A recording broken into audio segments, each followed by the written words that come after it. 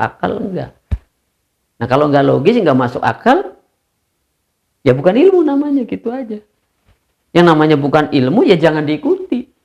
Ya, kenapa? Nanti sesat. Ya, kan begini, saya udah pernah mengatakan bahwa al ilmu imamul amal. Sedangkan beramal itu adalah ibadah. Jadi kalau ibadah nggak didasari oleh ilmu, ya pasti sesat, kan begitu. Nah, jadi yang bukan ilmu, yang bukan didasari oleh ya ilmu tadi, ya jangan diikuti. Karena nanti akan dimintai pertanggunggan jawab oleh Allah baik di dunia maupun di akhirat. Nah, maka dasar yang paling awal, yang paling mendasari bahwa awal yang manusia itu tidak memiliki pengetahuan, tidak memiliki ilmu, ini ayatnya, kaitannya. Wallahu akhrajakum min butuni ummahatikum la ta'lamuna syai'an.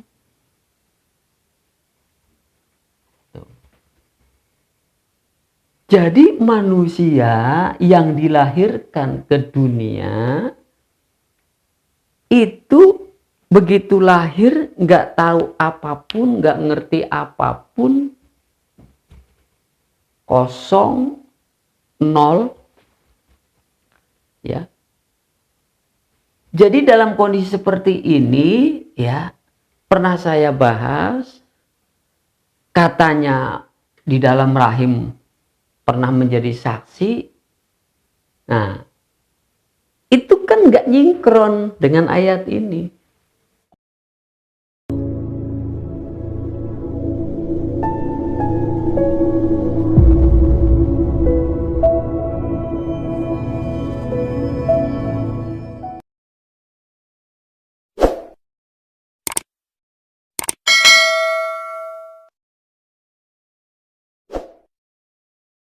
A'udzubillahi minasyaitonirrajim. Bismillahirrahmanirrahim. Assalamualaikum warahmatullahi wabarakatuh. Alhamdulillah. Alhamdulillahilladzi ba'atsa fil ummiyina rasulan minhum yatlu alaihim ayatihi wa yuzakkihim wa yu'allimuhumul kitaba wal hikmah wa in kanu min qablu lafi dhalalin mubin. Asyhadu an la ilaha illallah wahdahu la syarikalah wa asyhadu anna Muhammadan abduhu wa rasuluh, amma ba'd. Pemirsa yang semoga dirahmati Allah dan diberikan kemudahan-kemudahan di dalam memahami ayat-ayatnya, sehingga oleh karenanya kita dapat melaksanakan segala perintah dan menjauhi segala larangan sesuai dan selaras dengan sunnah para nabi-nabinya, utamanya Nabi Muhammad Rasulullah Sallallahu Alaihi Wasallam. Pemirsa yang dirahmati Allah, salam jumpa kembali pada channel Kajian Berpikir yang insya Allah kita akan kembali mempelajari, memahami ayat-ayat Allah sebagai suatu panduan di mana kita nantinya bisa memahami lalu bisa melaksanakan, minimal bisa mensikapi lebih dahulu. Ya, baiklah saudara pemirsa, ini sudah saya pampangkan seperti biasa dan sudah saya kasih judul yang berkait dengan materi yang akan kita bahas, yaitu sebuah mekanisme ilmu, ini kan, yang bekerja pada manusia. Ya, nah ini ayatnya. Jadi begini saudara, sebelum saya masuk kepada pembahasan ayat, ya, jadi apa itu ilmu? Ya. Jadi ilmu kan di sini sudah kata-katanya ilmun. Ya. Itu ilmu itu bahasa Arab atau bahasa Quran. Ya, bahasa Indonesianya adalah pengetahuan. Nah, itu kalau diterjemahkan adalah pengetahuan. Sesuatu yang dapat diketahui sebab akibatnya, gejalanya, ya, apalagi rentetan tahap demi tahapnya, itulah namanya ilmu. Artinya ilmu itu dapat dimengerti, dapat dipahami, dapat diteliti. Ya. Itu namanya ilmu. Bahkan dapat direkonstruksi. Itu namanya ilmu. Ya. Kemudian pikiran kita, otak kita dapat memahaminya, dapat mengerti. Ya, istilahnya logis atau logis. Nah, itu namanya ilmu. Nah, sebaliknya yang tidak demikian, gitu, yang tidak dapat diketahui, yang tidak dapat dimengerti, bahkan bertolak belakang dengan akal, itu namanya bukan ilmu. Begitu, saudara. Ya, nah itu pengertian dasarnya. Ya. Nah, maka di sini kita sudah tampilkan ayatnya di dalam surat 17 Bani Israel atau Al-Isra ayat 36. Ya. Wala takfu ma laisa laka bihi ilmun. Dan janganlah kamu, di sini takfu, jadi meliputi pembicaraan, pembahasan, uraian, narasi dan sebagainya, itu takfu namanya istilahnya. Jadi menerangkan, menjelaskan, menguraikan dan sebagainya, ya. Ma laisa, yang tidak ada baginya atas dirimu, laka bihi, ya, di dalamnya ilmu.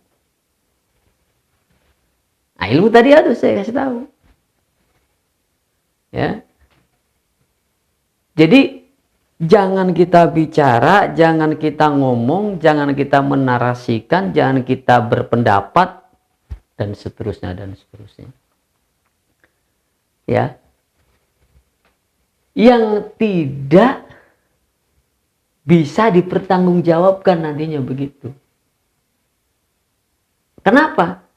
Inna sam'a, apa yang kamu lihat, wal absor, inna sam'a, apa yang kamu dengar, wal absor, dan apa yang kamu lihat, wal fuada, dan apa yang kamu pahami, kullu, semuanya, ulaika kana mas'ula, akan ditanya, baik di dunia maupun di akhirat kelak setelah kita wafat. Jadi ada pertanggungan jawab. Pertanggungan jawab apa? Ya pertanggungan jawab ilmiah, kan begitu kan. Tadi. Jadi ilmiah itu adalah berbicara berdasarkan pengetahuan, gitu. Apa yang kamu ketahui, apa yang kamu pahami, nah itulah yang disebut dengan ilmu. Kalau bukan begitu, bukan ilmu. Lantas apa yang kebalikannya itu? Yang bukan ilmu. Yang bukan ilmu adalah sesuatu yang dinarasikan, sesuatu yang dibicarakan, sesuatu yang diuraikan, sesuatu yang ya macam-macam lah dibicarakan. Tetapi tidak logis. Tidak masuk akal. Jadi jatuhnya apa? Ya, bahasa kerennya itu adalah fiksi. Fiksi itu apa? Fiksi adalah gambaran yang dituangkan ke dalam tulisan atau ucapan, tetapi tidak bisa dibuktikan, tidak bisa diikuti, tidak bisa direkonstruksi. Itu namanya fiksi. Bahasa kasarnya dongeng. Ya, kan namanya dongeng itu kan nggak nyata, nggak wujud, dan nggak bisa dijadikan patokan, ya, sebagai dasar keilmuan, nggak bisa. Karena yang namanya dongeng itu kan adalah gambaran awang-awang khayalan manusia yang dinarasikan atau dibuatkan gambar atau dibuatkan simbol-simbol Yang sesungguhnya itu nggak ada. Dan sesungguhnya itu nggak bisa terwujud. Itulah namanya kebalikan dari ilmu. Jadi ilmu adalah sesuatu yang dapat diketahui. Gitu simpelnya. Makanya disebut ilmu pengetahuan. Jadi gitu. Ya, baik. Nah, jika itu dilakukan yang tidak dilandasi oleh ilmu, ya, maka dipertanyakan. Kesohihannya dipertanyakan, kebenarannya dipertanyakan, baik di dunia maupun di akhirat. Di dunia ya tentunya antar sesama kita mempertanyakannya. Ini logis enggak? Ini masuk akal enggak? Nah, kalau enggak logis, enggak masuk akal, ya bukan ilmu namanya, gitu aja. Yang namanya bukan ilmu ya jangan diikuti. Ya. Kenapa? Nanti sesat. Ya. Kan katakan begini, saya udah pernah mengatakan bahwa al ilmu imamul amal. Sedangkan beramal itu adalah ibadah. Jadi kalau ibadah nggak didasari oleh ilmu, ya pasti sesat, kan begitu. Nah, jadi yang bukan ilmu, yang bukan didasari oleh ya ilmu tadi, ya jangan diikuti. Karena nanti akan dimintai pertanggunggan jawab oleh Allah baik di dunia maupun di akhirat. Nah, maka dasar yang paling awal, yang paling mendasari bahwa awal yang manusia itu tidak memiliki pengetahuan, tidak memiliki ilmu, ini ayatnya, kaitannya. Wallahu akhrajakum min butuni ummahatikum la ta'lamuna syai'an.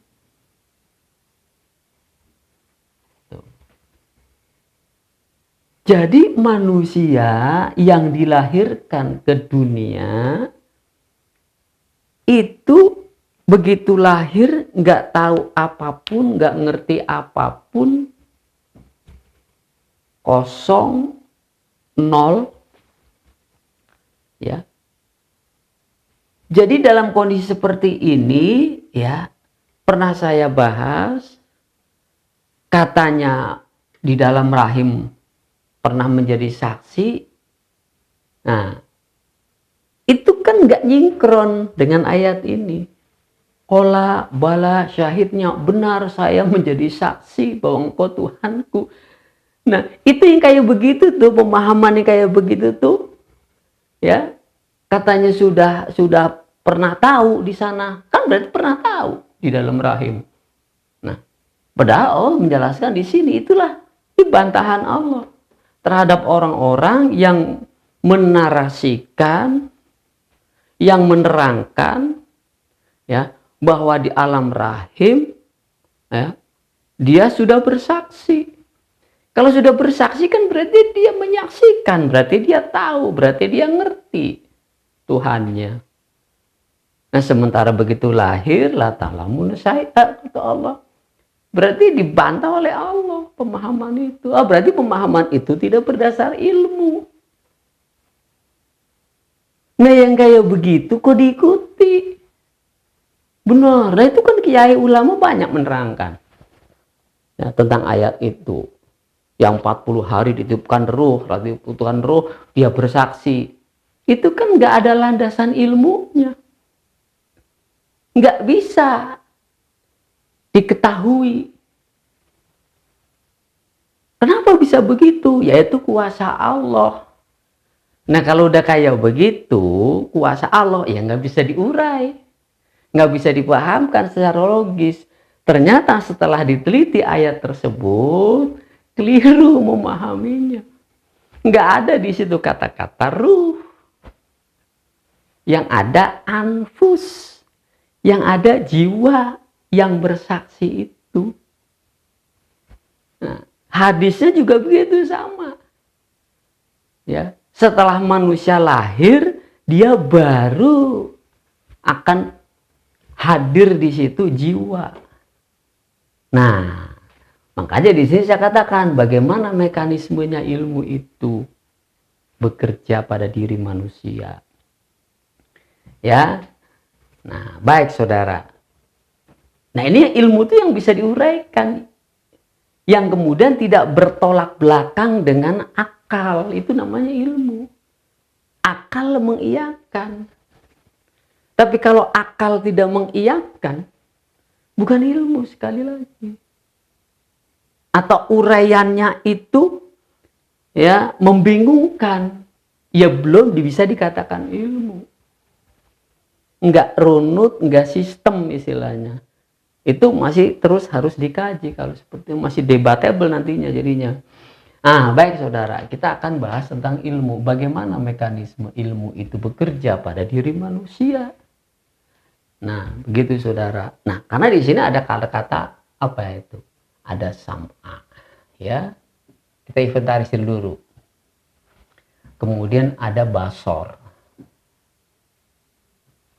Nah, kemudian ada afidah. Di sini ya ada wal fuada, fuad di sini. Maksudnya sama nih juga. Nih, sama. Ya, fuad. Apa itu sama? Sam'a atau sama atau sami'un, sami'an. Nah, itu aja. Bahasa Indonesianya ini adalah melihat.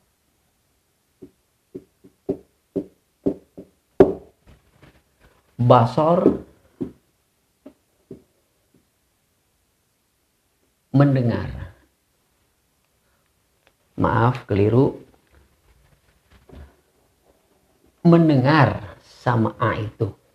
Mendengar. Nah, basor baru melihat. Ada fuad memahami.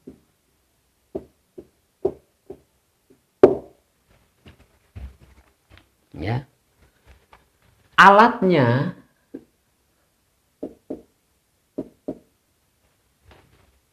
sarana atau alat untuk mendengar itu adzan.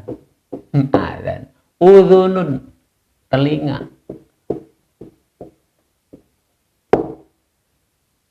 Kemudian yang untuk melihat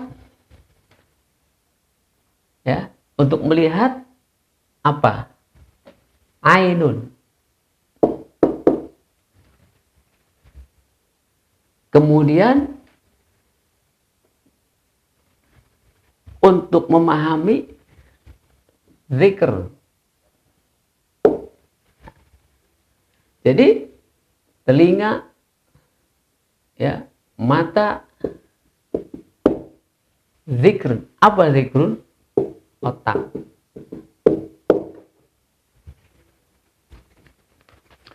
Nah,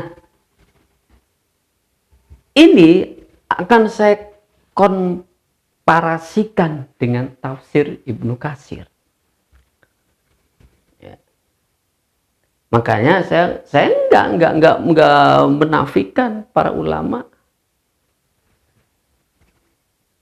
Saya komparasikan ya dengan tafsirnya Ibnu Katsir. Di sana Ibnu Katsir yang menerangkan apa?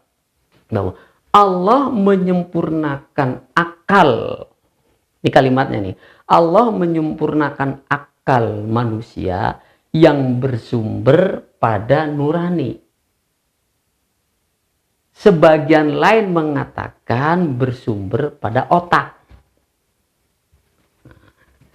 Berarti Ibnu Katsir memberikan ruang untuk memberikan tafsiran lagi. Jadi dia juga nggak mengklaim para ulama itu yang begitu sebenarnya. Cuman terkadang para pengikutnya, para umatnya, para pembelajarnya itu suka mengklaim. Ibnu Katsir tidak mengklaim, tapi memberikan ruang untuk memberikan penjelasan yang baru lagi pada kemudian harinya. Di situ ada nurani, di situ ada otak. Nah, kita akan bahas di sini. Ya, yang bersumber kepada nurani. Nurani itu apa? Asal katanya kan nur. Yang orang bilang nurani adalah hati nurani begitu. Nah, Jadi dua-duanya itu ya dibenarkan, baik otak maupun nurani. Nah, sekarang baru kita lihat di sini yang dimaksud dengan fuad. Nah, sebagian orang juga mengatakan hati. Ya. Nah, kalau hati itu qalb, Saudara. Tidak sama dengan fuad. Hati tidak sama dengan fuad. Jadi begini. Ya. Zikr bahasa Quran, bahasa Arab. Bahasa Indonesianya adalah otak. Di dalam otak ya, dan juga sudah menjadi serapan ke dalam bahasa Indonesia, ada namanya akal. Bahasa Qur'annya ya akal. Kemudian tafkir, fikr. Ya, ini sudah menjadi bahasa Indonesia. Jadi ada pikiran, ada akal dan pikiran di dalam otak. Begitu. Kemudian satu lagi Allah menciptakan qalb. Jadi zikrun dan qalbun ini ada pada diri manusia.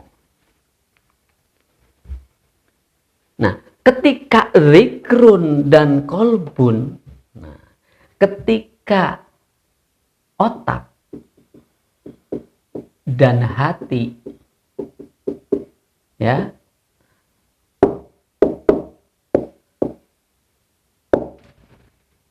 berkolaborasi,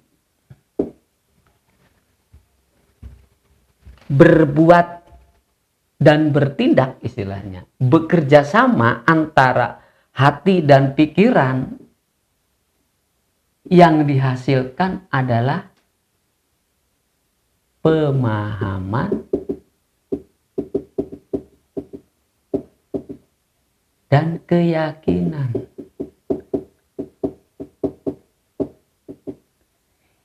Inilah yang disebut dengan fuad.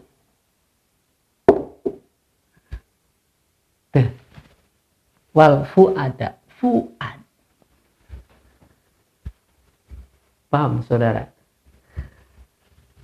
Zikrun dan kolbun, otak dan hati berkolaborasi, bekerja sama. Hasilnya adalah pemahaman. Pelan-pelan ya. Pemahaman dan keyakinan itulah yang disebut dengan fuada atau faidah. Afidah. Fuad namanya. Kemudian pemahaman dan keyakinan itu disimpan di sini. Di kolbun. Di hati. Ya. Dari mana hati mendapatkan input, mendapatkan pemahaman dan keyakinan? Dari zikr, dari otak, di mana otak mempunyai dua pekerjaan, akal dan pikiran. Inputnya dari sini nih, dari zikrun. Setelah diinput, masuk ke sini. Nah, tentunya apa yang diinput dari pikiran itu, itulah yang diolah, dikelola. Melalui penelitian, melalui penyelidikan, melalui apalagi pengujian, maka timbullah kesimpulan. Ya, kesimpulan yang benar namanya ilmiah. Ya, berdasarkan pengetahuan-pengetahuan yang ada. dikelola oleh pikiran menimbulkan kesimpulan. Nah, kesimpulan itulah yang kemudian dikirim ke kolbun. Jadilah sebuah pemahaman lalu menjadi keyakinan, disimpan di kolbun. Begitu, saudara. Lantas bagaimana yang irasional? Nah, ini pertanyaan yang tidak bisa diterima oleh akal, oleh pikiran, nggak bisa diterima, ya. Tapi nyata, tuh persoalan nyata. Kenapa nyata? Karena itu Allah yang menciptakan, yang mengadakan. Nah, ini kalau informasi datangnya dari Allah, baik melalui kitabnya maupun dengan kenyataannya, ya, itu otak gak boleh terima, harus langsung ke sini. Kolbun, namanya muqallid. Karena Allah memiliki sifat jaiz. Apa itu jaiz? Kehendak bebas Allah. Contoh sifat jaiz Allah yang tertera dalam Al-Quran. Ya, kunu kirodatan khosyi'un. Jadilah kamu monyet yang jelek. Jadi orang tiba-tiba Allah kutuk menjadi monyet. Kan gak logika. Apakah ada faktanya? Pasti ada, karena informasi ini datang dari Quran. Ya Musa, idrib bi aso kal bahar. Pukullah lautan itu. Terjadilah pembelahan di lautan itu. Ada lagi. Ya narukuni bardan wassalaman ala Ibrahim. Wahai api, dinginlah engkau dan selamatkan Ibrahim. Itu enggak logika. Tapi kita mesti imani, kita mesti yakini, pasti terjadi dulu,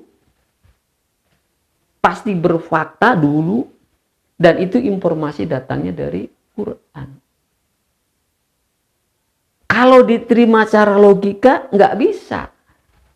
Dan nggak boleh diterima nggak boleh diteliti kayak gitu. Kenapa? Karena nggak mungkin bisa. Karena itu adalah perbuatan Allah yang bukan ilmu bagi kita. Karena nggak bisa diteliti, karena nggak bisa dikaji, karena nggak bisa dipahami secara akal. Maka kewajiban kita adalah qalbun salimut qalid. Jadi dua hal itu tuh. Nah, kalau manusia menarasikan hal yang tidak logika, itu namanya bukan ilmu. Baik bagi manusia sendiri, apalagi bagi Allah. Tapi kalau Allah yang menginformasikannya, dan itu terwujud, dan itu ada di dalam Al-Quran ayatnya, hari ini kita tidak melihatnya, itu nggak boleh diteliti. Maka kewajiban kita, sodakta ya Allah, benar engkau. Udah itu doang, nggak usah dipikirin, karena bukan konsumsi otak, tapi konsumsi kolbun, ini langsung namanya. Nah, baik yang irasional maupun yang rasional, gitu kan, dia datangnya dari Allah, ya itulah namanya kebenaran.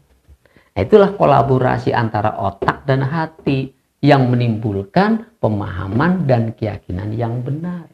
Kenapa keyakinan itu menjadi benar? Karena datangnya dari yang maha benar, baik secara kitab maupun secara fakta. Paham, saudara? Itulah yang diinput dari luar. Yang tadinya manusia itu la ta'lamuna syai'a.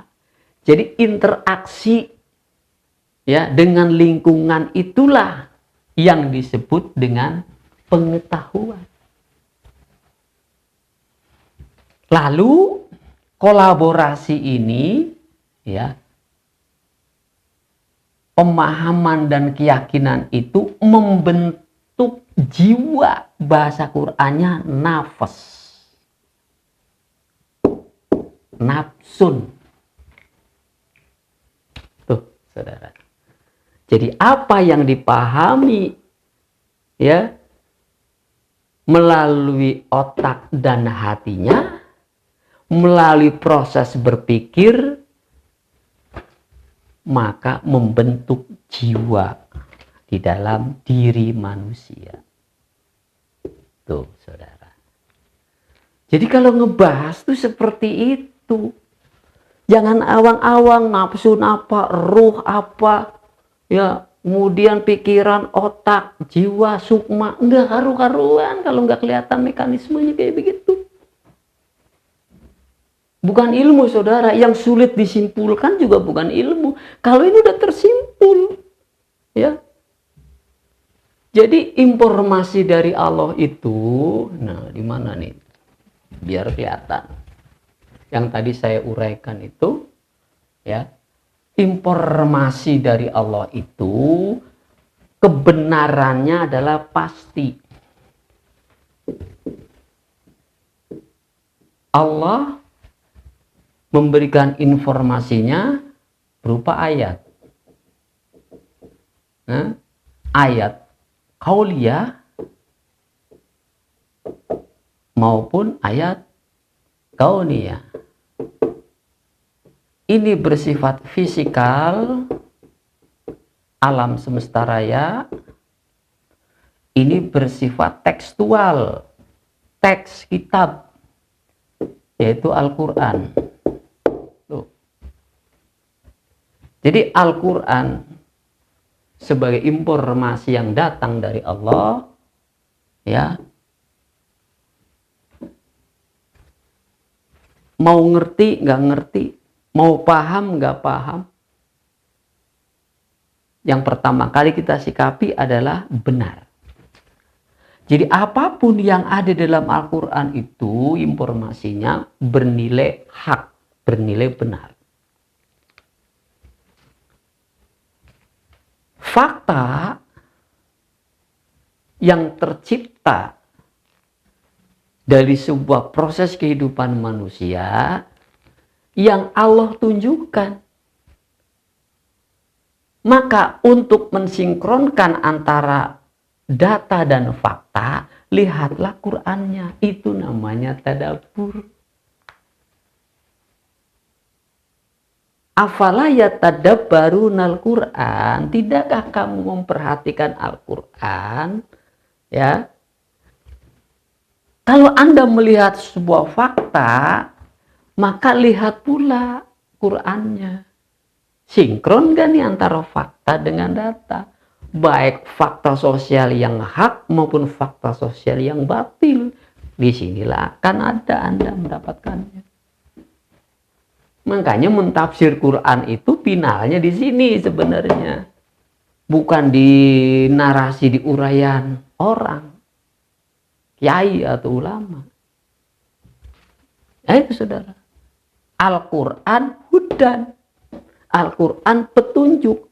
Berarti Al-Quran ini ada yang ditunjuknya, ada faktanya. Begitu saudara. Nah dari sinilah inputan itu datangnya. Input itu datang dari Allah. Makanya disebut nur. Cahaya. Itu nur namanya.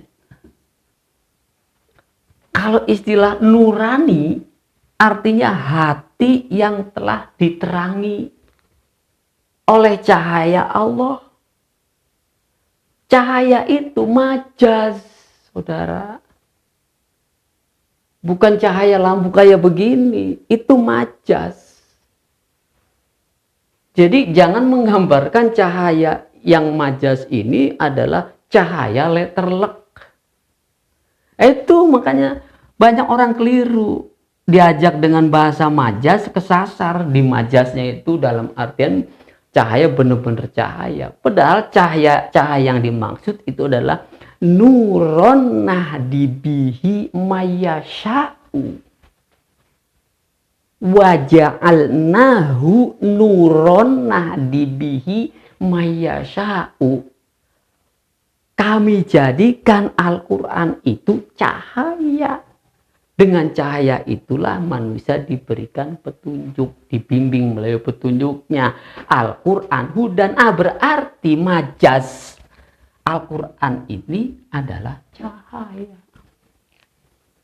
Kan dari sinilah sinar itu menyinari pikiranmu, menyinari akalmu, sehingga akalmu itu ngerti.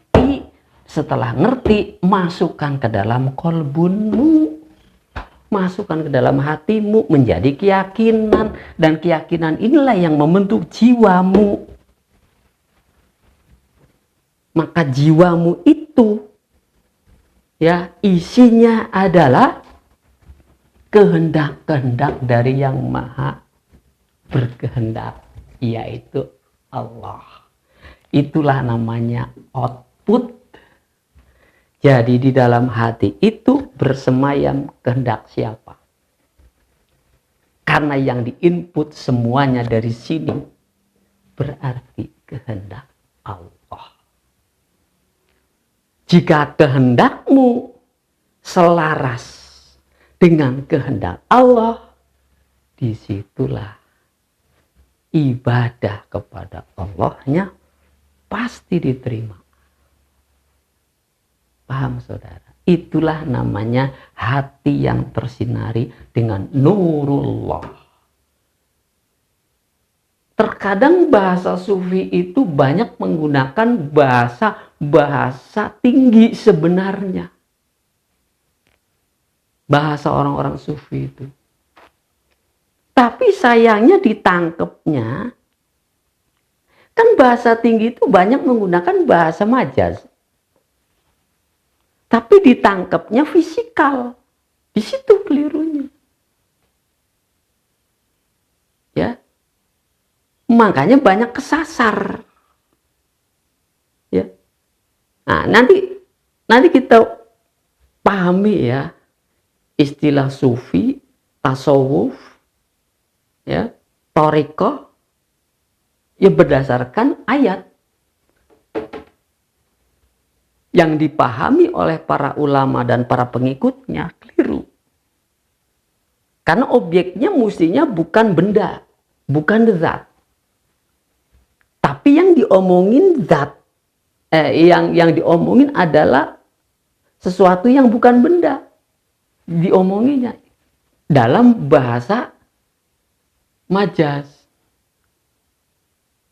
Ya, paham nggak saudara? Artinya seperti hati, seperti nur, seperti apalagi itu Allah dan lain sebagainya. Tapi dibendakan dalam ansih benda gitu, fisikal. Padahal itu adalah majaz. Jadi fisik itu adalah untuk menggambarkan, untuk menggunakan, mengantarkan kepada pemahaman yang non fisik gitu loh. Mengantarkannya melalui benda gitu, atau yang dibendakan supaya manusia itu bisa mengikuti gitu. Padahal yang mau disampaikan bukan bendanya tapi hakikat bendanya. Itu loh namanya hakikat. Hakikat itulah pemahaman ma'rifat. Kan gitu. Ada ma'rifat, ada hakikat, ada syariat, tingkatan itu dibahasnya ya tidak selaras dengan apa yang dikehendaki Allah, ya nyasar. Nah, maka dalam kesempatan lain nanti ya bagaimana memahami tasawuf berdasarkan ayat-ayatnya. Kembali dulu ke sini. Ya, jadi kalau sudah seperti ini, kolbun salimmu itu tunduk kepada Allah karena hatimu bercahaya, bukan nyala. Hatimu berterang gitu. Nah baru di situ tuh outputnya nanti jiwamu itu sudah terbentuk di dalam hatimu itu ya akan mengeluarkan keinginan, kehendak. Jadi hati itu ada inputan, ada outputan. Bagaimana outputnya? Seseorang yang jiwanya sudah dipanggil oleh Allah sebagai nafsul mutmainnah, gitu kan? Maka disitulah kebaikan-kebaikan yang muncul dari jiwanya. Begitu. Nah, jadi hati ini mempunyai keinginan. Apa keinginannya? Jika keinginannya ingin terwujud, maka hati ini menggerakkan otak. Untuk apa? Ya, untuk dipikirkan bagaimana bisa wujud keinginan itu. Maka akal bekerja. Akal bekerja. Akal mewujudkan teknis. Pikiran mewujudkan cara. Caranya begini-begini. Nah, akal itulah yang mewujudkannya secara teknis. Maka terjadilah amal, perbuatan atau tindakan, digerakkan seluruh organ tubuhnya, tangannya, kakinya, badannya. Itu namanya ibadah. Otaknya memahami, pikirannya memahami, lalu ingin mewujudkan yang dipahami itu, maka lisan diperintahkan bicara. Lisan setelah berbicara, maka seluruh anggota badan bekerja. Itulah disebut aqdun bil qalbi wa iqrarun bil lisani wa amalun bil arkani. Ya, hatinya sudah meyakini, otaknya memerintahkan mulut ngomong, dan juga memerintahkan seluruh anggota badan itu berbuat. Itulah perbuatan merupakan cerminan jiwa, cerminan hati. Bisa dibuktikan? Silahkan Anda buktikan sendiri.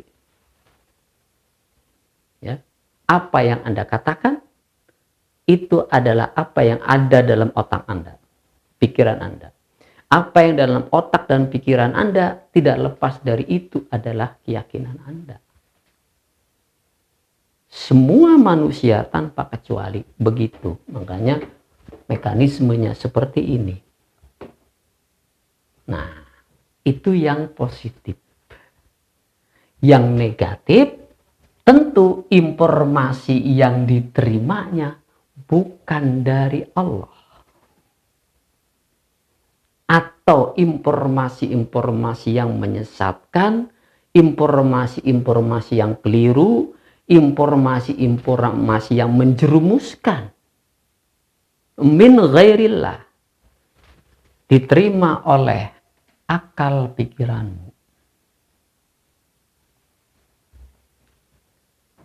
kirim ke dalam kolbunmu. Gitu. Informasi-informasi yang hoak, informasi-informasi yang bertolak belakang dengan akal, produk manusia. Yang tadi saya katakan, dongeng. Yang saya katakan tadi, fiksi. Sebuah narasi, sebuah uraian, sebuah tulisan, sebuah perkataan yang tidak berbasis ilmu pengetahuan, itu namanya dongeng, itu namanya cerita. Ya, masuk ke dalam hatimu, menjadi keyakinan. Ada manusia bisa terbang, nggak logika. Ya, kecuali pakai alat. Ya, nggak ada manusia bisa terbang atau bisa jalan di atas air, nggak logika.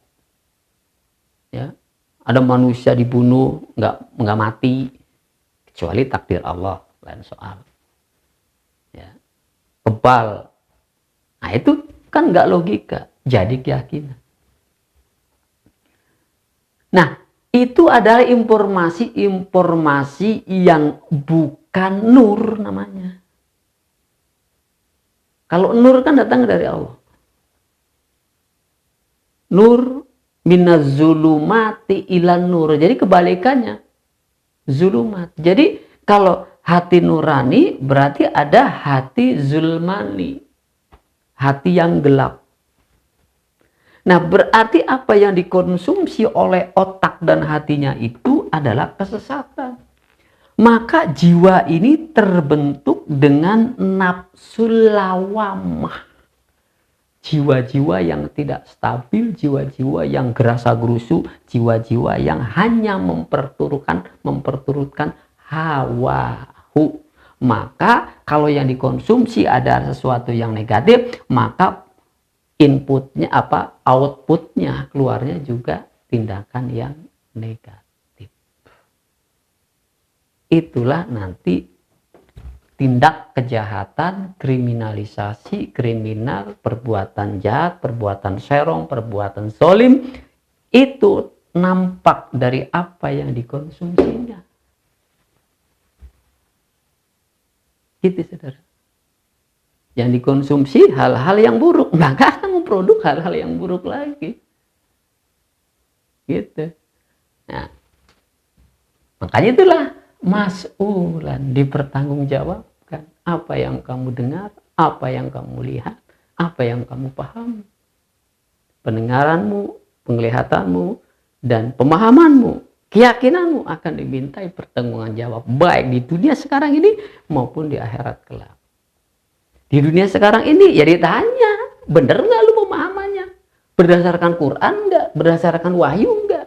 Berdasarkan kitab nggak? Berdasarkan ilmu nggak? Kalau masih bisa dibantah, berarti harus dibenerin gitu. Jangan diponis ya, benerin aja dah. Nah itu saudara, ya. Jadi mekanismenya seperti ini. Ya, jadi jangan membahas tentang masalah hakikat, makrifat yang kagak masuk ke dalam sebuah mekanisme yang benar. Awang-awang, ya ini kan bisa dibuktikan ya. Siapa yang membuktikan? Anda sendiri. Ya.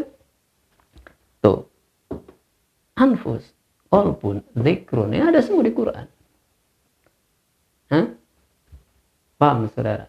Nah kalau sudah paham, nah insya Allah saudara tentu akan bersemangat untuk mendapatkan input, masukan, informasi yang benar.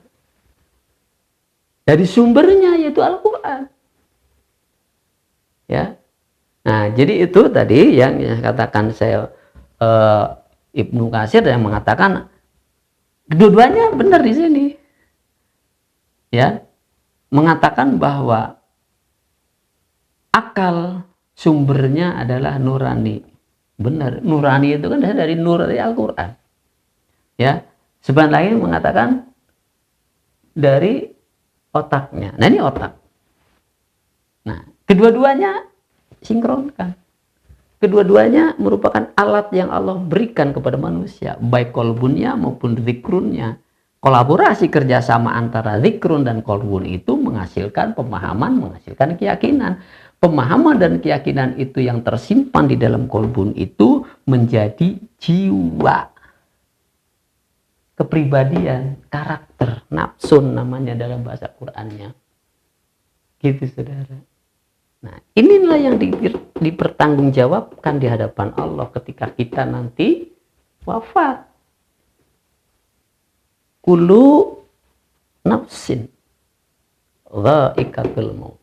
Ketika jasadmu itu sudah habis masa edarnya yang disebut maut, nanti kalau sudah maut itu namanya mayit, maitatan, bangke istilah bahasa kasarnya, ya. Dan sudah nggak ada lagi di situ jiwanya kan, jiwanya kembali kepada Allah. Nah disitulah jiwa mempertanggungjawabkan apa yang telah kamu lihat, kamu dengar, kamu pahami ketika dulu di dunia. Maka sang jiwa ditanya, man imamuka? Kan enak jawabnya, Al-Quran imam. Nah ini makanya, ya jadikan Al-Quran itu hudan, jadikan Quran itu petunjuk, jadikan Quran itu bimbingan, jadikan Quran itu pengayoman. Maka jangan henti-hentinya memahami Al-Quran. Channel ini adalah channel yang senantiasa membahas Al-Quran. Demikian saudara. Jika ada yang masih rancu, ya, sebagaimana Anda mungkin ada yang cepat bisa memahami, ada yang lambat, bahkan ada yang tidak paham sama sekali, ya, maka ruang pertanyaannya luas sekali. Silahkan ditanyakan. Ya, silahkan ditanyakan melalui komen-komen yang disediakan. Ya, itu saja saudara yang dapat saya sampaikan, sehingga ini menjadi bahan lagi buat kita senantiasa untuk berpikir. Adzanallahu wa iyyakum ajma'in. Walhamdulillahirabbil alamin.